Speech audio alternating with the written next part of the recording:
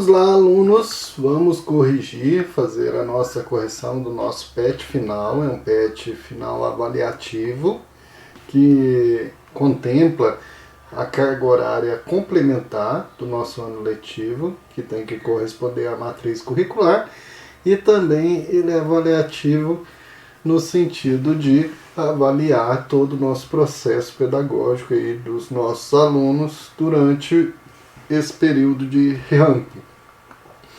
Vamos estar corrigindo cada questão, vendo as alternativas, aquelas que são abertas, dando as indicativas, né? Lembrando que nós tratamos como eixo temático aí a verdade e validade, que é um tema muito importante dentro da filosofia, que perpassa esses subtemas aí, ser e deve ser, que é ética e moral, né? Consciência e ação, que relaciona com a questão da mente, corpo, o indivíduo na sua liberdade, e liberdade e determinismo, que perpassa também a questão da relação entre aquilo que é escolha humana e aquilo que são opções que nós não escolhemos na vida. Atividade 1, que é uma atividade interessante, que relaciona uma música com a filosofia, ou a principal ideia de Heráclito, que nós estamos sempre em mudança, e a música como uma onda do mar. Uma questão fechada, muito tranquila, com as suas alternativas. Vemos aí que a resposta é a letra D, que corresponde àquilo que está dentro do pensamento de Heráclito. A gente nunca entra no mesmo rio duas vezes. Ao se entrar no mesmo rio, as águas que fluem são outras, né? Então, por isso, a ideia de mudança. Por isso que ele pega o elemento fogo, que está constantemente alterando não só a casca, mas a essência também. Para Heráclito, nós somos mudança constante. E as outras alternativas não correspondem àquilo que seria essa ideia. Porque morte é tudo que vemos despertos, aqui sobre morte. Sobre lutar pela lei, como se fosse algo fixo. Muita instrução não ensina a ter inteligência. Nada a ver, não está falando aqui de instruir, nem de inteligência. O homem tolo gosta de se empolgar a cada palavra. Também não está falando do homem tolo, está falando da mudança.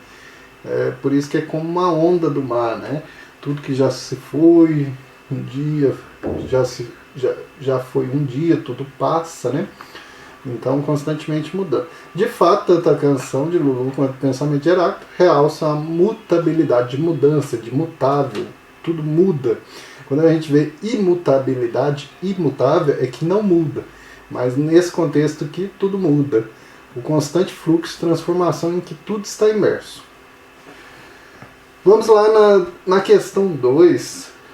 Ela já relaciona com aquele princípio de estudo da filosofia, em que a passagem do mito, as narrativas que nós temos mitológicas, tanto grego como de outras culturas, para o logos. No caso nosso ocidental aqui é o logos da cultura grega.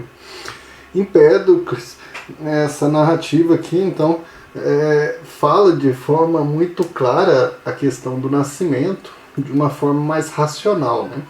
Então, a respeito da relação entre mito e razão do início da filosofia, a gente vai assinalar a alternativa incorreta, né? A incorreta, então eu vou apontar porque todas as outras correspondem a essa passagem, a essa relação de mito e logos. A incorreta é a letra E. Por quê? Porque o fragmento denota a luta de forças. Não, ali não está fazendo nenhuma luta de força entre algum tipo de oposição. Está naturalmente mostrando a questão para Empédocles, o que é o nascimento. Então, quando a gente fala luta de força, a gente tem que pensar que essa luta é própria de Heráclito e Parmênides, entre mudança, mutabilidade e imutabilidade. Então, aqui já está esse erro, e que não está lá no pré-socrático, não tem nenhuma luta de força entre mitologia e entre a mitologia e a passagem para a filosofia. Não transmite essa ideia no fragmento e na relação. Então, denota a luta de forças opostas na massa dos membros humanos, que ora unem-se pelo amor. No início, todos os membros que atingiram a corporidade da vida florescente, ora divididos pela força da discórdia. Tá vendo? Assuntos que não está relacionado ali nem ao fragmento, nem a essa relação entre mito e logos.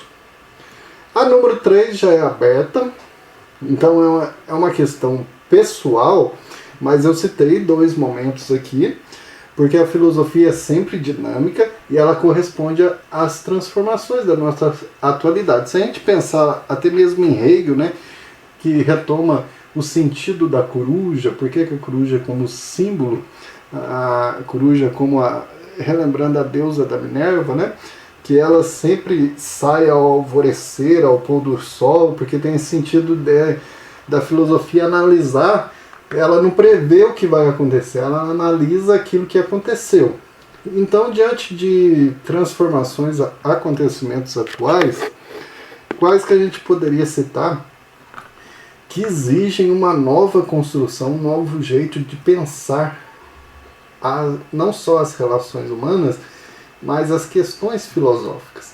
A inteligência artificial faz a gente pensar muito o que é o ser humano, o que é a máquina, porque aspectos, elementos que diz o que é o ser humano pode de repente ser transportado para a máquina.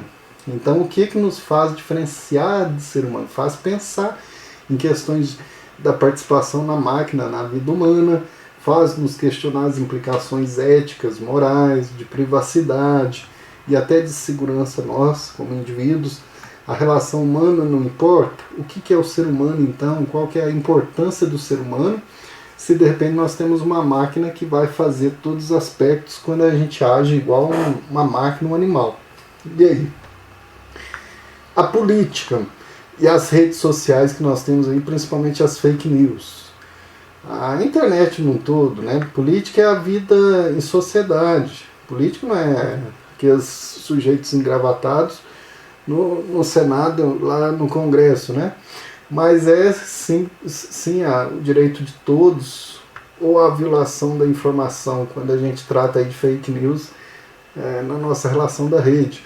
As plataformas que aceitam essa prática, né? Porque se elas acontecem é porque tem plataformas que aceitam e elas ganham por isso. Deveriam ter regras claras ou isso é uma censura, né? Ou a responsabilidade seria cada pessoa para buscar informação. Então hoje nós temos aí um jogo muito importante que vai relacionar toda a nossa comunicação, todo o nosso jeito de formação também, de informação em informação. Isso faz questionar muitos elementos que perpassam as investigações filosóficas. Então pode ter vários outros que você pode citar aí de aspectos tanto em relação à convivência, em relação à sociedade, história, vários elementos, né? A número 4, sobre o conceito de esclarecimento, uma obra muito importante do o que é o esclarecimento de Immanuel Kant, filósofo moderno, século XVIII, e que nós vamos ver o que representa, qual que porque no esclarecimento nós temos aí então a modernidade, né? Essa passagem principalmente da ideia aí daquilo que é as grandes instituições da Idade Média para a Idade Moderna. E com a Revolução Francesa e todos o iluminismo, os seus ideais, fez com que o homem buscasse a maioridade, ser dono de si, ser autônomo, né? Qual das alternativas que relacionam com isso, que é aqui que nós temos esse fragmento de Immanuel Kant. A letra E, a reivindicação, o homem começa a reivindicar que a autonomia da capacidade racional dele, né, como uma expressão da maioridade. Porque quando a pessoa fica presa a uma instituição que determina o que ela tem que fazer e ela se apega ali, se sente toda protegida, É como tá dentro de uma família, você chega um momento que você tem que ser gente grande, construir a sua família, sair para o mundo, estudar, fazer as suas coisas. Então o esclarecimento é o momento da história humana em que a gente reivindica a nossa autonomia de pensar por nós mesmos e ser maior. E todas as outras você pode ver, ideologias, né? Emancipação de ideologias, pressuposto menor diante das verdades eternas, imposição de verdades matemáticas. Então são termos que contradiz essa busca de autonomia. Verdade, a compreensão de verdades religiosas, não, a autonomia é o desapego dessa verdade. Então, para Kant, o homem esclarecido é aquele que, fazendo uso da razão, pensa por conta própria e não a partir do que outras pessoas falam, acreditam. Nesse sentido, Kant formula dois grandes conceitos: menoridade e maioridade. Ele entende por menoridade o homem que formula suas ideias a partir de outros, e de maioridade o que produz um pensamento autônomo e racional, que ele parte daquilo que ele tem. A número 5, o exemplo aí que eu tinha dado, né? Que é um jovem que de repente na escola, por exemplo, lá na escola, um jovem que tem que organizar um seminário de disciplina de filosofia e sociologia, ele que vai ter essa busca, né? É pessoal então, mas eu indicando aqui, né? Porque quando a gente fala o que é autonomia, então eu peguei aqui Paulo Freire, que diz que é a emancipação do sujeito. O sujeito que emancipa, ele é dono de si, e ele não precisa ter regra, por exemplo, ele acha, ou ele está passando numa rua e tem uma lixeira ali, não precisa ter uma câmera para dizer que ele tem que chutar ou não chutar. Ele é autônomo. Não, para que eu vou chutar isso? Qual o sentido disso? Ele começa a pensar por ele mesmo. Ele não é provocado, todo mundo chuta, eu vou chutar também. Não tem câmera, tem câmera. Então ele não é condicionado pelo exterior, ele é dono dele mesmo. Então, um exemplo, um jovem que vai organizar, ele vai ser responsável, ele começa a movimentar ali, pergunta para um professor, pergunta para um outro, ele não está dependente de pessoas, vou esperar o fulano ajudar, ele fazer, não. Você começa a movimentar, a acreditar em você e pensar que você tem essa potencialidade de ajudar. Então o autônomo ele vai achando o caminho, ele vai desenvolvendo as potencialidades dele que ele tem. Então é muito perigoso isso quando a gente gosta, assim, esse jeitinho brasileiro, né? Vou fazer um trabalho de grupo, deixar outro fazer por mim. Vou sempre buscar as respostas prontas, então eu acabo depois não sendo uma pessoa autônoma, mas sim independente. E isso é uma constante busca na nossa vida. As 6 que relaciona sobre valores morais, essa passagem da heteronomia, o que é heteronomia? É a sujeição a uma vontade de outra pessoa. Volta de novo. Uma pessoa que não é autônoma, né? É uma pessoa que é sem autonomia. Heteronomia é uma pessoa que está sujeita à vontade de outra pessoa, que é dependente, que não tem sentido dela, né? Com base no fragmento, podemos então concluir, inferir corretamente que o quê? A progressiva e processual passagem da amoralidade para moralidade, mediante a educação.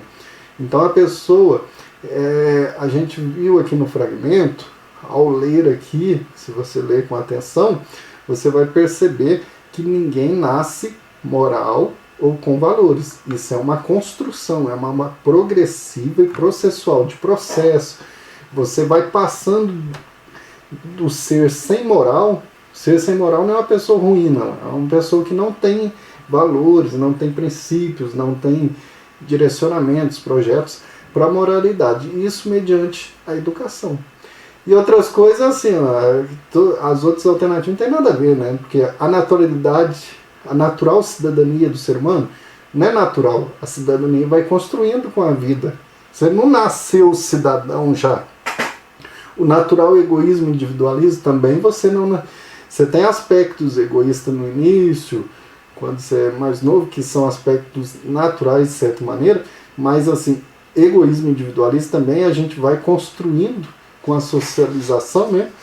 E que resiste a qualquer tentativa de socialização, nada a ver. O processo da educação moral visa heteronomia? Não, nós vimos aqui que é da passagem da heteronomia, essa questão de dependência, para você ser dono de você. E na última aqui, caminha na contramão o pluralismo de interesse, vontade e desejo? Não, não é na contramão. É, pluralismo de ideias, de interesses, vontades, ajuda a humanização da cultura. É o processo de educação e transformação. Né? Então vocês viram, foi muito tranquilo. Aí tem as indicativas e a autoavaliação é pessoal, que você nesses 4 aspectos aqui vai dizer sim ou em parte, né? Mais ou menos, como a gente diz, né? Ou não, que você não aprendeu a refletir sobre você mesmo, não aprendeu a perceber que há vários pontos de vista, várias diversidades, não conseguiu aprender nesse ano com o estudo da filosofia que o pensamento não é algo pronto, ele está sempre em evolução, ou você aprendeu que também você é responsável pelos acontecimentos que acontecem aí na sua família, na sua história, você é protagonista. Então vocês veem que todos os elementos aqui apontam para a busca de um sujeito que é dono de si, que é crítico. O que é um crítico? Aquele que tem o vai criando, vai se formando ideias que emancipam ele para ser um sujeito autônomo e não dependente. Então, bons estudos, boa correção, e a gente finaliza então esse ano letivo com esse PET. Espero que todos possam ter feito todas as atividades para a gente terminar 2020 aí com bastante habilidades desenvolvidas de filosofia. Um abraço a todos.